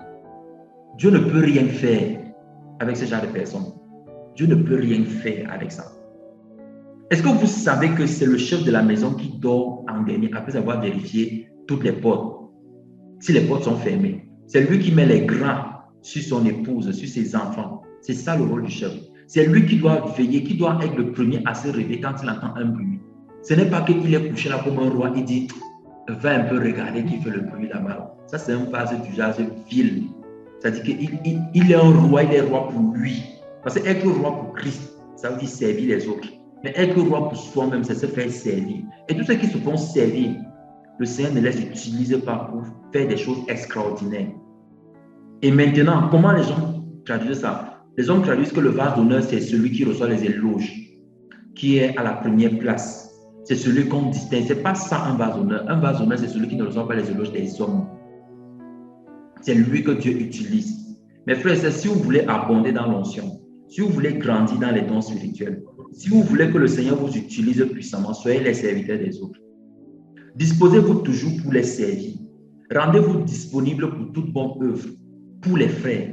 Faites d'abord comme ça. Sinon, vous allez être des rois pour vous-même. Et plus, généralement, et le piège qu'il y a dans, c'est que plus on s'abaisse, plus l'onction augmente. Sauf que quand l'onction augmente, les hommes ont tendance à vouloir nous élever aussi. Et si on s'élève, on sort carrément de la royauté de Christ. On devient maintenant des esclaves. Oui. Un roi, quand on dit qu'on est roi de Christ, on est roi, fils du royaume, le roi des rois, donc les rois que nous sommes. Ça veut dire qu'on sert les autres. Donc, vous tous, quand vous arrivez, on vous honore, homme de Dieu, on te donne la chaise du bishop, où il y a l'onction, la chaise est en mousse. Quand tu t'assois, c'est même flexible et tout ça. Alors que les fidèles s'assiedent sur les chaises en carton, en banc, là, le bois est dur. Tu dis que non, c'est l'onction qui fait ça. Mes frères, fuyez ce genre de choses. C'est ça qui tue l'onction. C'est ça qui vous détruit. C'est ça qui empêche que le Seigneur continue de grandir avec vous. Parce que vous devenez les rois qu'on sert. Vous ne servez plus. La première caractéristique d'un vase d'honneur, c'est qu'il est au service des autres. Au service des autres. Il doit servir. Les papas qui mangent d'abord avant de savoir ce que les enfants mangent là. Les sœurs, si vous avez les frères qui font comme ça là, il faut leur rappeler que ce n'est pas comme ça que Christ faisait. Ils doivent mourir dans leur ventre en eux-mêmes. On a parlé du renoncement de la mort ce matin dans l'épouse de Jésus-Christ. Il doit mourir en ça. Il doit se rassurer que les enfants mangent d'abord, que l'épouse a mangé, que tout le monde est bien. C'est alors là où il cherche que, voilà, pour moi-même, même où là. je vous prends des exemples simples comme ça. Pourquoi? Parce que souvent, quand on parle de vase d'honneur, voilà, on voit des choses grandioses. C'est dans les choses simples que le Seigneur nous distingue, que le Seigneur fait des merveilles. C'est dans les choses simples, là.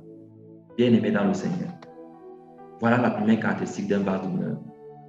Deuxième caractéristique, on va lire dans Philippiens 2, du verset 3 au verset 5. Si quelqu'un ne meurt pas ici, là, au péché de Dieu et à la folie des grandeurs, c'est que... Est-ce que tu peux lire pour nous, frère? Philippiens 2, du verset 3 au verset 5. Philippiens 2, verset 3. Que rien ne se par un esprit de dispute ou par vaine gloire, mais que par humilité de cœur, l'un estime l'autre plus excellent que soi-même. Ne regardez point chacun à votre intérêt particulier, mais que chacun ait égard aussi à ce qui concerne les autres. Qu'il y ait donc en vous un même sentiment qui a été en Jésus-Christ. Amen. Ne faites rien par esprit de parti ou de vaine gloire, dont les frères qui cranchent les affaires, on fait bien les rimes ici là, les frères qui cranchent les affaires, par esprit de parti. Non, moi je connais tel frère, donc tu le justifies d'avance. Mais quand c'est un autre, tu le condamnes avant même d'avoir entendu tout son nom. Tu as condamné, esprit de parti, de vaine gloire. Ce n'est pas le travail des vases d'or, ça.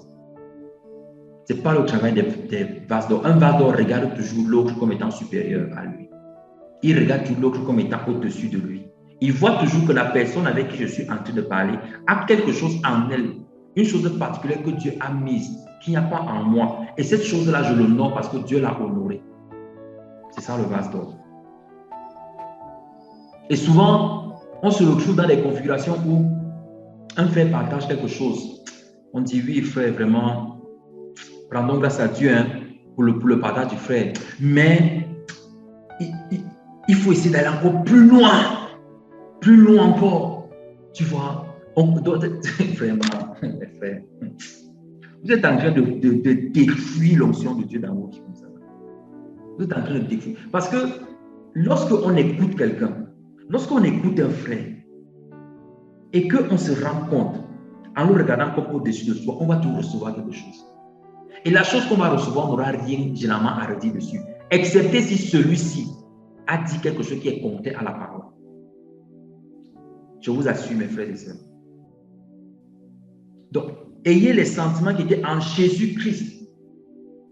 Le Seigneur Jésus-Christ nous a enseigné à regarder l'autre comme étant au-dessus de nous. Pourquoi? Parce qu'en regardant l'autre comme étant au-dessus de nous, on va toujours voir le meilleur de ce que Dieu a mis dans la vie de cette personne. Et c'est sur ce meilleur-là qu'on aura les regards. Ne voyez-vous pas comment le monde fonctionne? Quand quelque chose de grandiose, de bien est fait, c'est à peine quelques frères qui sont au courant. Mais dès qu'une chose de mauvaise est faite, ça arrive au bout du monde. Pourquoi? Parce qu'on ne regarde pas les autres comme étant au-dessus de nous. On les voit comme étant faits. Donc, on calcule la moindre erreur. Bon. Et qui fait, ah, voilà, regardez ici, là. On est prompt à parler. Mes frères, ça tue l'onction du vase d'or. Ça tue, ça détruit l'or, là. Ça détruit l'or. Et quelques temps après, la personne se rend compte que tu n'as plus les visions, tu n'as plus les révélations de dire que ah, c'est le temps de sécheresse. Dieu veut mettre dans le tardéma, frère. Ce n'est pas le tardéma là-bas. L'autre là, c'est le sommeil même que tu as dit que tu es devenu aveugle sur le plan spirituel. Parce que si tu continues de grandir sur le plan spirituel, tu vas relever constamment les défauts des autres. Au lieu de relever ce qui est bon en eux, ce que Dieu a mis en eux de particulier, d'excellent. Chaque enfant de Dieu a une touche d'excellence. Et c'est cette touche-là que Dieu veut qu'on voit. Et en voyant cette touche-là et en gardant le cap sur cette touche-là, quelles que soient les erreurs qu'il va faire, on va tout le ramener avec douceur. C'est ça le travail d'un vase d'honneur. Voilà l'usage d'honneur que Dieu fait avec un vase pareil. Alléluia. Donc mes frères et sœurs dans le Seigneur, si vous avez déjà des personnes qui avaient passé leur diplôme en spécialisation dans la dénonciation, dans les reproches, dans déceler les erreurs, les manquements des frères, je vous prie d'aller remettre le diplôme. Si vous voulez être des vases d'honneur, allez remettre ça. Soyez spécialisés dans faire ressortir ce qui est excellent dans la vie des frères. Ce que Dieu a mis en eux qu'eux-mêmes ne voient pas. C'est ça qu'il faut faire ressortir. Et c'est là où Dieu va constamment ouvrir vos yeux. Il va continuer de vous faire voir au-delà de ce que vous voyez dans leur vie. Il va même vous montrer des choses cachées en eux, qui sont même leurs problèmes. Parce qu'il sait que, en fait, un vase d'honneur est une tombe. Un vase d'honneur ne parle pas. Un vase d'honneur, quand il voit quelque chose, comme ça concerne un frère, il va discrètement, il va en parler au frère. Frère, Dieu m'a montré ceci. Dis-moi, est-ce que c'est vrai? Quand il se répand, vous priez ensemble dans la chambre, la personne n'est au courant de ce qui s'est passé. C'est ça le vase d'honneur. Il tue toujours le péché dans l'œuf. Il ne laisse pas que ça se propage. Il protège l'intégrité des frères. Un vase d'honneur. Il regarde toujours l'autre comme étant au-dessus de lui. Parce que si tu vois l'autre comme étant au-dessus de toi, est-ce que tu conçois que tu dois mépriser celui qui est au-dessus de toi ou bien lui faire avoir honte? Tu vas toujours essayer de le protéger, toujours essayer de le garder, toujours essayer de préserver son intégrité. Lui, il a dit quelque chose de pas correct. Tu vas pour le convaincre 2 à 2. Personne n'est au courant. Personne n'est au courant. Tu parles de ça avec lui, vase d'or. Parce que tu ne veux pas que le frère, ce qui a de bien en lui là, meure à cause du superflu de mauvais qu'on a pu voir. Tu effaces les nuages ténébreux là de son esprit, de sa tête une fois. Tu lui révèles l'amour de Dieu, comment Dieu l'aime. Il sort du péché et il est plus fort qu'avant. Et quand tu viens là, dire que, oh frère, comment toi aussi tu as pu faire ça? Comment toi aussi, depuis même tu ne venais plus, on ne méditait même plus ensemble. Voilà les conséquences, frère. Ah Seigneur, le Seigneur ferme, il te rend donc aveugle ou borgne. Maintenant, tu vois les gens avec un seul œil. C'est-à-dire, tu ne vois pas les images bien, c'est flou. C'est flou, le Seigneur dit que lui voit seulement comme ça. Vase d'or, mes frères et sœurs. On a une autre explication, donc une autre caractéristique. Donc, comme j'ai dit, les vases d'or sont abaissés aux yeux des hommes. Donc, refusez les honneurs des hommes, mes frères. Refusez ça. N'acceptez pas les honneurs. Ça tue l'onction. N'acceptez pas ça. Maintenant, une autre caractéristique, c'est que les vases d'or s'abstiennent du péché, mes frères et sœurs. Les vases d'or s'abstiennent du péché. Nous sommes dans 2 Timothée 2, que nous avons lu tout à l'heure, le verset 7 et le verset 20. Qu'est-ce que Paul dit? N'aie pas les discours profanes. Les discours profanes. Les discours profanes, mes frères et sœurs, les discours profanes.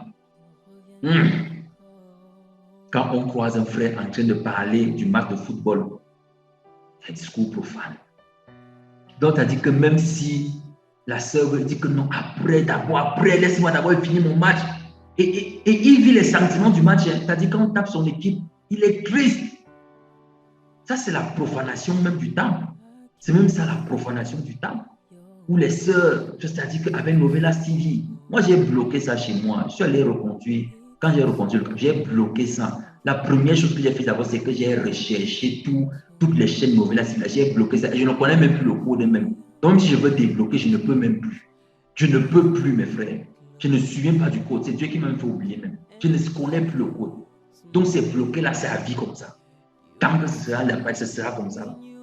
Les sœurs avec Novella TV, leur cœur bat plus fort. Tu vois une sœur, tu as un discours profond. Elle t'a dit que son cœur bat au rythme du film.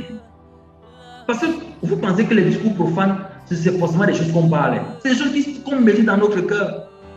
Alors, quelqu'un là, il roule comme ça, il pense que je dois aller regarder tel programme télé et il rêve de ça. Il y a un match de Champions League. Il t'a dit qu'il fait tout son programme en fonction du match. C'est profane, ça, mes frères, c'est profane. Je ne dis pas que c'est le problème, c'est la télé. Je dis que c'est notre façon de concevoir la chose. C'est profane. Les vases d'or s'abstiennent de ça. S'abstiennent de ça. Et quand on ne fait pas ce genre de choses, on perd l'onction. On perd l'onction. On perd l'onction. Il y a des frères qui ont déjà fini Candy Crush. C'est-à-dire qu'il a commencé le stage et il a fini. Il a fini Candy Crush. Moi, l'époque quand je jouais ça, je n'avais jamais, je ne sais pas d'où ça part. J'ai laissé ça. Ils ont fini Candy Crush.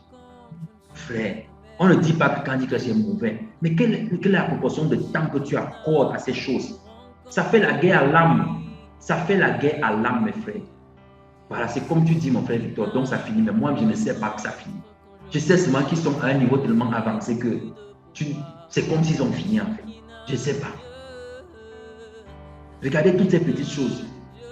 Moi, je n'ai pas voulu prendre des exemples sur les choses grandioses. Hein. Je prends sur les exemples courants de tous les jours. Afin qu'on voit comment l'onction comment le diable détourne les enfants de Dieu. Afin qu'ils soient des bases viles, à usage vil. Après, on se rend compte que, mais comment je prie maintenant, il ne se passe rien. La discrétion, ma soeur, c'est bien ça. Il ne se passe plus rien. On est discret. Mes frères, même quand on regarde la télé, même quand on va fouiller son téléphone, il y a un moment, le Saint-Esprit va t'interpeller, va dire que c'était bon. Pose ça de côté. Maintenant, faisons nos choses. Et si on est sensible, si on veut demeurer un vase d'honneur, on doit être sensible à ces petites choses-là. Ne vous dites pas que ce sont les grandes choses. Parfois, ce sont les jeunes même. Tu te réveilles le matin, tu n'as pas d'appétit. Tu dis que non, je vais forcer de manger. Alors que le Seigneur t'a mis en jeûne. Mais comme on veut qu'il vienne dans une vision, l'ange pèse sur le toit, il vient, mon fils. J'ai une bonne nouvelle de la part de Dieu. Dieu veut que tu jeûnes. C'est là où on dit que oui, je me mets en jeûne. On sort de vase d'honneur. On sort de ça. On sort de ça. Je me souviens, il n'y a pas très longtemps, mon épouse s'est réveillée le matin et dans la causerie, elle a voulu dire quelque chose et puis elle a dit jeûne. Et je lui ai dit, ah, le Seigneur veut peut-être que tu jeûnes. Elle a dit, non, comment ça? Moi, ce n'est pas ça. Il faut m'embrouiller. Elle a fini la journée là dans le jeûne finalement. Et le soir, elle a compris pourquoi le Seigneur lui avait demandé de jeûner. Les attaques inimaginables. C'est comme ça que les frères en soin, ils sont vaincus dans la nuit parce que quand il fallait qu'il jeûne, il a dit que non, c'est rien. Moi, je maîtrise. Mes frères et sœurs, les vases d'or s'abstiennent du péché. Et le péché, pour les enfants de Dieu, qui ont atteint cette stature-là, le péché n'est plus dans le sens des choses vulgaires qu'on appelle les symptômes. Le péché, maintenant, c'est dans l'écoute de la voix de Dieu. Si tu écoutes le Saint-Esprit te dit de faire une chose et que tu ne la fais pas, tu as péché contre Dieu. Tu as péché contre Dieu. Un vase d'honneur, fuit ce genre de choses. Il doit être attentif à la voix du Seigneur. Et la dernière caractéristique, c'est que les vases d'honneur conservent longtemps le pain de vie. Ils conservent longtemps la parole. Il y a des frères, c'est-à-dire en 10 ans de foi, le gars a son verset. Il a son verset. Son verset. Mais quand même dans son téléphone, il doit avoir au moins 5 numéros qu'il a comme ça en tête. Que s'il perd le téléphone, il a au moins 5 numéros. Mais en termes de verset biblique, il a un seul verset, depuis 10 ans de foi. Il n'y a désormais plus de condamnation pour ceux qui sont en Christ, Jésus. Romains 8.1, c'est ça son temps. Dit qu'il est là depuis le commencement. Christ va venir le trouver là. C'est le seul verset qu'il récite. Il n'a jamais changé. Frère, ce n'est pas bien. Je vous assure que quand le Seigneur nous apporte des révélations, quand le Seigneur veut te révéler des choses, il te rappelle les versets que tu as en mémoire. Les versets que tu as en mémoire, c'est ça que le Seigneur rappelle. Maintenant, imaginez un frère qui n'a que le verset là, le Saint-Esprit veut m'expliquer, il ne sait plus comment faire. Parce que tu es fermé. Tu es fermé. Après, tu t'étonnes que, mais pourquoi tel frère reçoit-tu beaucoup de révélations? C'est un vase d'honneur, il médite la parole. Il médite, il retient. Méditer veut dire tu lis et tu retiens. Et tu te poses des questions existentielles par rapport à ce que tu as lu. C'est ça, méditer. Méditer, ce n'est pas placarder quelque chose. Il y a des frères, on parle de méditation, ils font les transferts même. C'est-à-dire, il aime tellement, c'est-à-dire, il vient, il transfère, il plaque. Il dit que voici la méditation du jour. Moi, j'ai interdit ça dans le groupe épouse de Jésus. J'ai interdit les transferts. Que tu transfères, tu plaques. C'est interdit. Frère, ce n'est pas sérieux. Ce n'est pas sérieux. C'est un peu comme si tu vas faire une déclaration d'amour à celle que tu aimes et tu viens et tu prends quelque chose que quelqu'un a dit, tu viens plaquer. Il n'y a pas ton âme dedans. C'est-à-dire, c'est même Satan qui te conduit même. C'est comme les prières que quelqu'un va lire dans un livre, il vient réciter. C'est la même chose. Tu es en train de plaquer les choses devant le Seigneur. Tu veux grandir comment? Alors que le Seigneur nous aide dans la prière, mes frères. Après, on dit, je n'ai pas les visions, je ne vois pas. Lui fait comment pour voir. Voici comment on fait pour voir, mes frères. Un vase d'honneur, un vase d'or. L'humilité, se rabaisser, regarder les autres comme au-dessus de soi, être les serviteurs des autres. C'est ça la royauté en Christ. S'abaisser, s'humilier, se regarder comme rien. Voir toujours que Christ est tout et que les autres sont au-dessus de nous. Et ne pas faire de ça une concurrence, mais faire de ça une action de grâce. Seigneur, je te remercie parce que je suis dernier. Je te remercie. Combien de frères peuvent prier comme ça? Combien? Ils sont combien? Combien peuvent-ils prier comme ça? Ah! Que le Seigneur soit glorifié. Ah, merci ma soeur, merci. Merci beaucoup pour ce résumé, c'est très important. Le vase d'honneur pour Dieu, il sert les autres avec amour et humilité. Ah, il ne prend pas parti, hein. Il couvre les péchés des frères. Il est là comme le couvercle de la cocotte minute. Ce sont les sœurs qui comprennent ça bien. La cocotte minute, que même sa température fait comment là-bas en bas. Tu entends seulement comment ça siffle. Ça n'explose jamais. Mais les frères, dès qu'un frère fait un petit truc comme ça là, il a déjà libéré tout le monde au courant. Ah! Que le Seigneur fasse de nous des vases d'or au nom de Jésus-Christ. J'aimerais qu'on prie, mes frères et sœurs.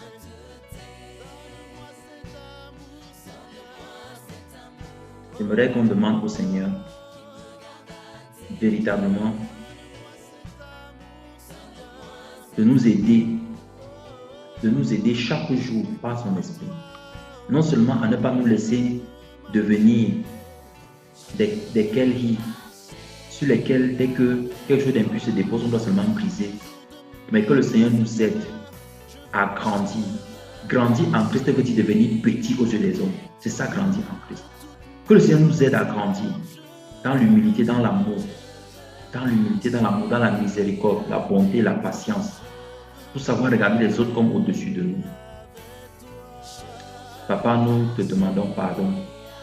Pardon pour toutes les fois où nous avons manqué de compassion. Pardon pour toutes les fois où nous sommes vus au-dessus des autres. Pardon pour toutes les fois où nous avons considéré nos propres intérêts. Où nous avons estimé qu'il était avantageux pour nous de nous faire valoir, d'être mis au premier plan, au détriment des autres, Seigneur.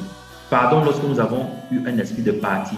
Lorsque nous avons agi, Seigneur, en protégeant celui avec lequel nous sommes le plus proches. Nous te demandons pardon.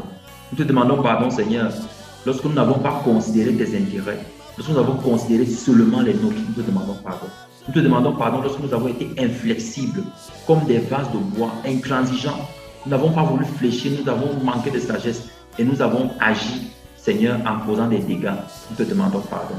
Nous te demandons pardon, Seigneur, à chaque fois que nous avons laissé ressurgir notre caractère en nous disant nous allons nous repentir, que Dieu est bon, il est compatissant. Nous te demandons pardon, nous te supplions de nous pardonner. Seigneur, nous sommes véritablement des insensés et c'est la folie qui nous saisit. Si ce n'était pas ta grâce, Seigneur, qui subsisterait? Si ce n'était pas ton amour, qui serait compté parmi les vivants, parmi ceux que tu dois recueillir auprès de toi dans ton royaume? C'est pour cela que nous confessons notre folie, nos insuffisances. Nous confessons nos limites, Seigneur, parce que nous voulons être des cressous, des vases, Seigneur, sur lesquels tu recouvres ton nom, ta royauté. Nous ne voulons pas devenir l'or. Nous voulons que tu nous recouvres de ton nom, afin que nous demeurions conscients de notre faiblesse, notre incapacité à faire les choses du royaume sans toi. Que nous soyons conscients, Seigneur, que sans toi nous sommes perdus, sans toi nous sommes rien, nous ne pouvons rien et nous n'avons rien sans toi. Seigneur, que cela ne soit plus seulement des paroles, mais que cela devienne une réalité effective dans la vie de mon frère et de ma soeur, en chacun d'entre nous, au nom de Jésus-Christ. Je prie, Seigneur, afin que tu nous aides et que tu nous soutiennes à grandir, Seigneur. Nous ne voulons pas être d'un usage vil. Nous ne voulons pas, Seigneur, être des vases de terre ou de bois qui ne servent à rien, qui sont seulement utiles, Seigneur, pour les choses de néant. Nous voulons, Seigneur, être des vases d'or. Des vases d'or qui sont humbles, qui se rabaissent, qui servent ton nom, Seigneur, dans le silence et dans le secret. Au nom puissant de Jésus-Christ, nous te supplions, Papa. Aide-nous dans cela. Assiste-nous dans cela. Fortifie-nous dans cela, Seigneur. Que les membres qui étaient devenus fatigués, où on s'était dit, c'est trop. J'ai déjà trop fait, j'ai trop supporté. Je te supplie de les fortifier encore, de les rendre encore plus forts au nom de Jésus. Je te supplie, Seigneur, de venir changer dans notre esprit le paradigme, notre façon de regarder nos frères. Seigneur, je t'en supplie. Les frères que nous avions déjà condamnés, que nous regardions comme vraiment c'est fini pour lui. Je prie afin que tu changes nos regards sur eux et que tu nous donnes le regard de l'espérance et de l'espoir. Que nous puissions voir en eux, Seigneur, la chose merveilleuse que tu as cachée et que nous puissions les aider, travailler avec eux afin que cette chose-là croisse et produise du bon fruit jusqu'à remplir tout le champ qu'ils sont pour que la mauvaise herbe n'ait pas d'endroit où pousser au nom de Jésus-Christ. Je te supplie, Père, d'agir ainsi en nous. D'agir ainsi en nous, Seigneur. Je t'en supplie, Papa. Ne nous abandonne pas et ne retire pas ton regard de nous. Si tu retires ton regard de nous, nous sommes perdus. Si tu retires ton regard de nous, Seigneur, nous sommes moins que rien. Nous sommes égarés, je t'en supplie, soutiens-nous encore. Au nom puissant de Jésus-Christ. Merci, Père éternel. Merci pour ton amour que tu déverses dans nos cœurs. Merci, Seigneur, pour les colis que tu mets dans nos yeux, qui vont nous donner de voir maintenant comme tu vois. Nos bien-aimés, nos frères, au nom de Jésus. Merci, Seigneur, parce que tu le fais. Le règne et la gloire t'appartiennent au siècle sans fin. À toi et à toi seul. Je te bénis pour tous les cœurs que tu as restaurés au travers de ce partage. Je te bénis, Seigneur, pour les forces que tu as redonnées au travers de ce partage. Les mains qui étaient déjà faibles, Seigneur, tu les as fortifiées à nouveau au nom de Jésus. Je te bénis, Seigneur. Je te bénis pour la joie, la quiétude, la paix que tu as redonnée au travers de ce partage, Seigneur. Pour tous ceux-là qui sont sortis de la tristesse, pour être remplis de joie et de communiquer la joie au nom de Jésus. Je te bénis, Seigneur, pour toutes les repentances que tu as créées dans les cœurs au travers de ce partage, afin que tout ce qui était mauvais, qu'on abandonne véritablement et qu'on te voit comme l'or pur. Le véritable or dont nous avons besoin d'être recouverts. Au nom de Jésus-Christ, je te bénis pour tout cela. Père, que ton esprit repose dans nos cœurs et que ton esprit repose dans la vie de chacun d'entre nous, afin que nous soyons ces vases-là utiles pour toi et pour toi seul. Au nom puissant de Jésus, nous avons prié.